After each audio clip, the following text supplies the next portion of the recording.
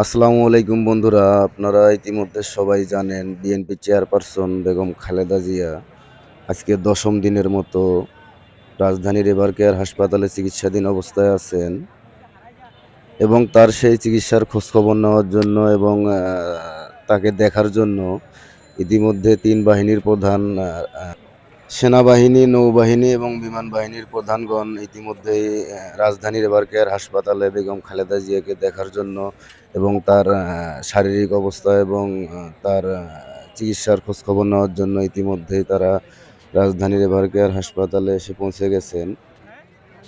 আপনারা দেখতেই পাচ্ছেন এখানে অসংখ্য নেতাকর্মীর উপস্থিতি আমরা দেখতে পাচ্ছি।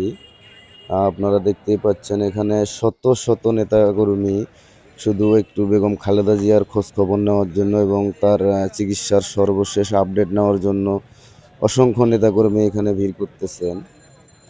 ইতিমধ্যে আপনারা সবাই জানেন বিকেল থেকেই কিন্তু এই এভারকেয়ার হাসপাতালে আ পুলিশের কড়া নিরাপত্তা আমরা দেখতে পাচ্ছি এবং ইতিমধ্যে হয়তোবা আপনারাও বিভিন্ন আ খবরে এবং বিভিন্ন নিউজে আপনারা হয়তোবা দেখতে পারছেন যে বিকেল থেকেই কিন্তু এই এভারকেয়ার হাসপাতালে পুলিশের কড়া নিরাপত্তা আমরা দেখতে পাচ্ছি।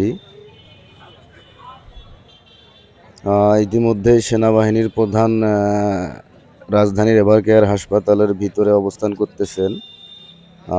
বের হলে হয়তোবা আমি আপনাদেরকে দেখাতে পারবো। বিএনপি চেয়ারপারসন বেগম খালেদা জিয়ার চিকিৎসার সব রকম আপডেট পেতে এবং সর্বশেষ খবর জানতে আপনারা চ্যানেলটি সাবস্ক্রাইব করে আমাদের সঙ্গেই থাকবেন। পরবর্তীতে যেকোনো তথ্য পাওয়া মাত্রই আপনাদেরকে জানিয়ে দেব।